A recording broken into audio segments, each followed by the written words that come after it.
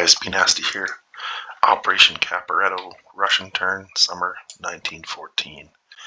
I'm going to dive just right on into it. I've got two factories, so I'm going to roll for wartime economy and defense in depth for my two technology rolls. And that's going to be 2 hits. Look at those. The Russians leading the way in technology. Just like in history. For purchases, I think I had them all laid out, and then, of course, I didn't save that, so I'm going to have to just do the scan real quick. Oopsies. So these are reserves, so these will be placed for free.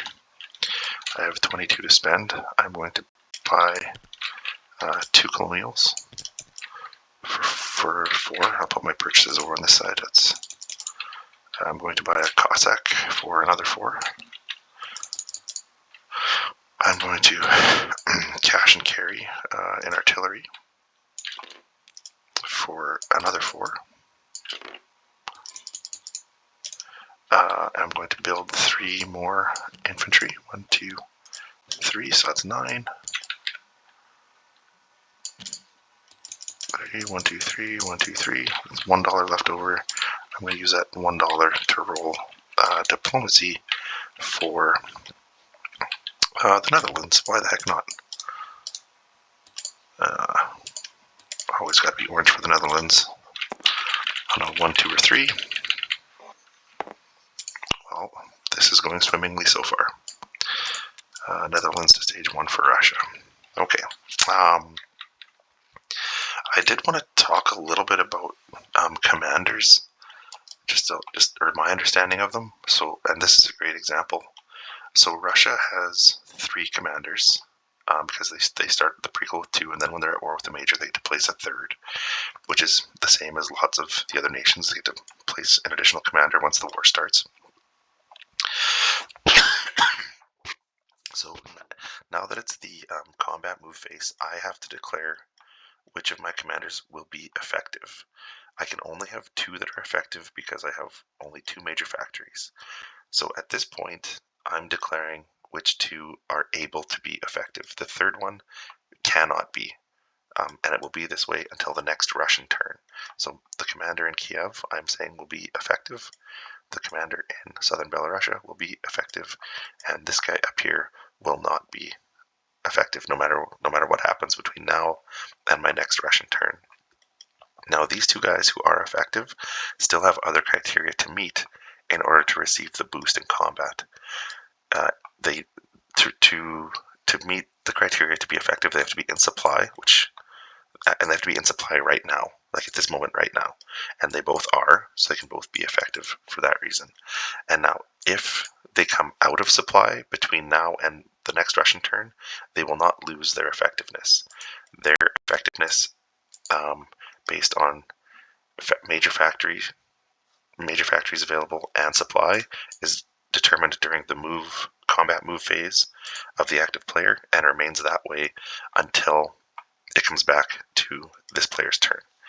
And then the other piece, in order to make them effective in combat, is they need to be paired with a unit that is appropriate or pairable for them to have their bonus. And this part, I think, there might be a little bit of misunderstanding on. That unit that they're paired with, they don't have to be paired with it to go into combat, which is why I left this guy here, because he's going to be part of this combat here, even though he's not paired with a unit right now. When the combat begins, he will be, and so then he'll be effective. And during combat, the unit that he's paired with can change between rounds. If a commander loses their effectiveness in the middle of combat, or if a player decides to remove a unit from being paired so that he can roll with that unit, then the commander's not effective for that round. So it's kind of weird, because when they're effective, like right now, it's like this is for a calendar turn from Russia of summer 1914 right through to fall, winter. These 2 commanders have the capacity to be effective in combat, they need to have a unit to be paired with to remain effective. So I'm not sure if that makes any sense or if that's just more confusing. I don't know. But anyway, for combat moves, I think I'm only going to have one, and it is going to be into Grodno. I was going to put the units into Smolensk who are going, and I'll just drag them all together. So, and because Grodno is plains in every direction, there'll be no combat bonuses or penalties or anything for anybody. So this is my attacking Grodno stack, and there you go. So we'll bring this down to the battle board.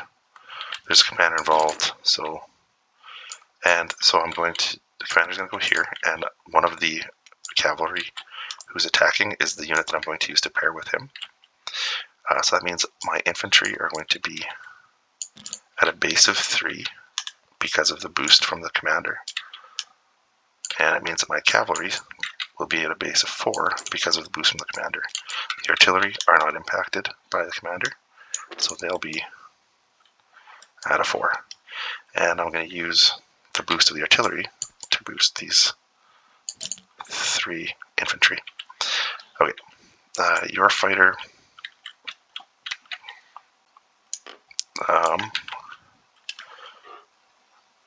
will pair, I'm going to assume, with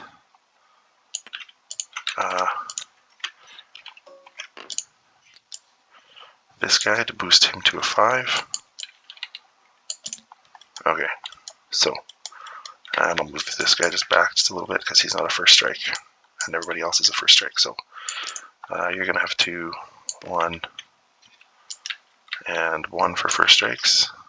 And I'm just going to have 3 at 4 for first strikes. Okay, so these are my Prussian first strikes. There's 1 hit. Probably, if it was me, I would probably take one of these artillery. Or actually, the fighter. Take the fighter. Probably makes the most sense. Just get the boost for this round, and then lose it for next. So let's do that. So this is 3, 4, 5. Oops. So the heavy artillery hit. So fighter is gone, and you got a hit, and I will lose 1 infantry. So then for the regular combat, I'm going to have 1, 2, 3, 4, 5. So 1 at 3 and 5 at 4.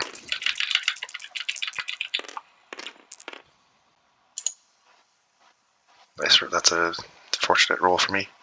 1, 2, 3 hits. So I'd probably go 1, 2, 3. Leave you with 1 artillery. And your infantry gets to shoot back at a 4. And misses, so then dead. I'll just unflip this guy. Oh no, you've got 2 left. So this guy will come back to a 4 because its fighter pairing is gone.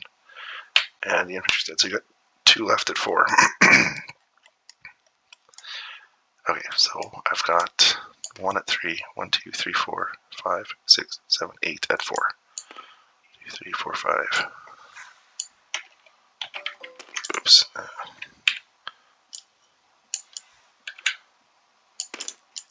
Okay, so teal is at 3, dark blue is at 4. Oh boy. There's 1, 2. That's the 2 I needed. You've got 2 at 4. Another hit for you. I will lose this cavalry. Okay, so 2 more. I'll delete the singles here, so 2 more infantry. So make that a single stack, and I'm going to do,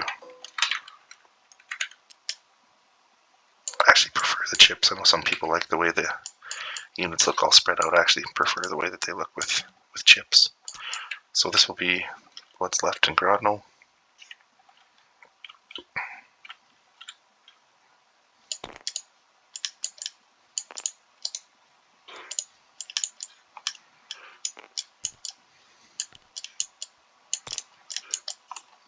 And that will be a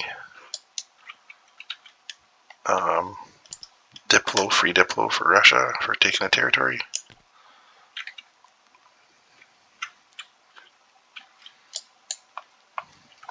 And yeah, I think, and then other than that, it's going to be just non-combat moves.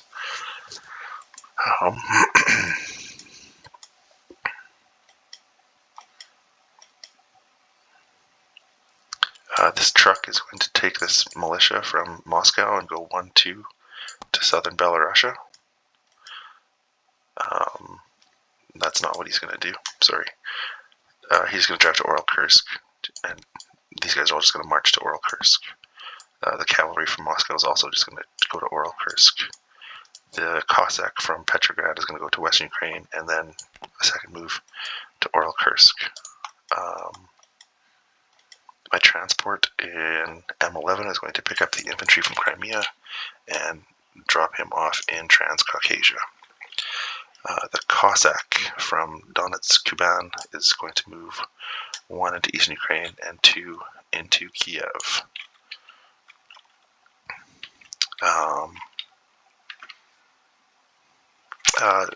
Sorry, I lied. I'll do an attrition attack from Kola into Lapland. So this is just an attrition attack.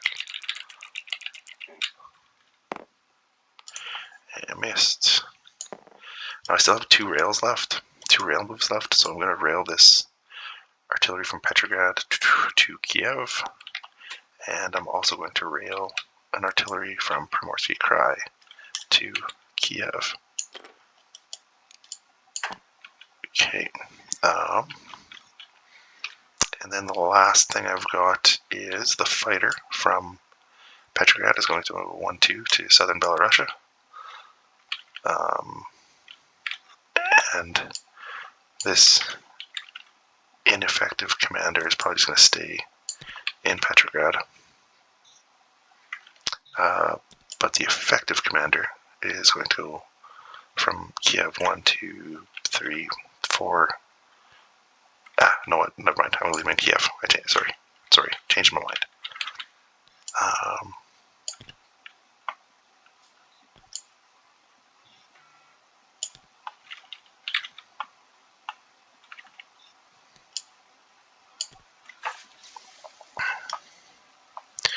And I'll move the Armenian militia to Transcaucasia. So I believe that's everything that I'm going to do, and so now I'm just going to be placing my units. What I'm going to do though is actually split this guy up into 8 singles, just because otherwise I seem to get myself quite confused, and then I can chip them out later if I need to.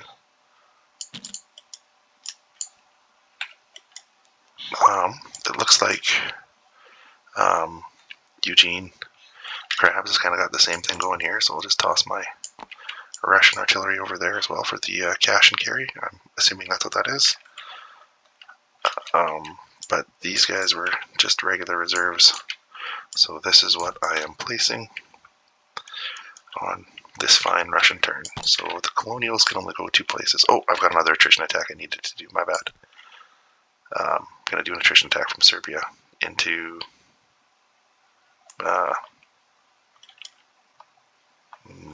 West Hungary. So into West Hungary. No. Okay, so militia's going to Serbia, or pardon me, colonial, pardon me, and the colonial is going into northern Persia. I'm going to build my artillery in Kiev.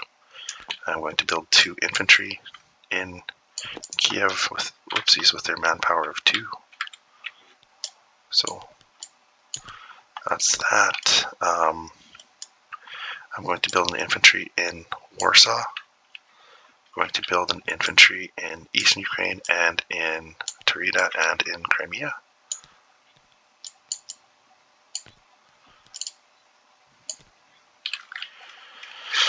I'm going to build one in southern Belarusia. I'm going to build one in Kola. I'm going to build one in Petrograd. And 4 left. I'm going to build one in Transcaucasia, one in North Caucasia.